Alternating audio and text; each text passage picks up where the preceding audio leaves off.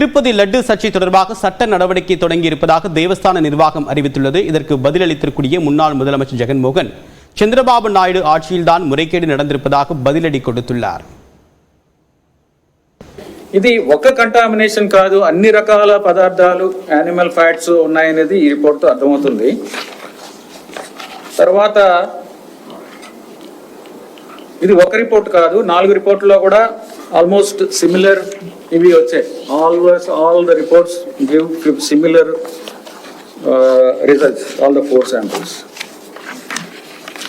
So we have immediately stopped the supplies.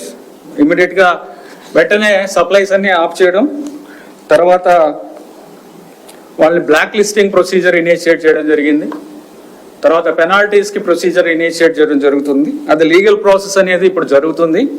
July 12 ఆయనే ముఖ్యమంత్రి. ఆయన ముఖ్యమంత్రిగా ఉండగా శాంపుల్స్ జూలై 12వ తారీఖున శాంపుల్స్ తీసుకున్నారు. వచ్చిన ట్యాంకర్, ఒక ట్యాంకర్ తిరుపతికి ఆ టైంలో వస్తే, ఈ నెయ్యి సప్లై చేసే ట్యాంకర్ వస్తే దాంట్లో నుంచి శాంపుల్స్ తీసుకున్నారు. ఈ శాంపుల్ను 17వ తారీఖున 17th అంటే వాళ్ళ టెస్టులన్నీ చేసి, ఆ 3 టెస్టులు అక్కడే వాళ్ళు చేస్తారు. చేసిన ఆ టెస్టులు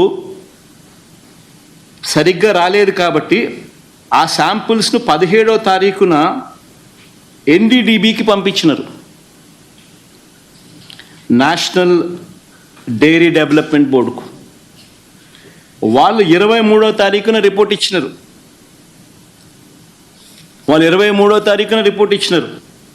జూలై 23న. అవును, రిజెక్ట్ అయింది.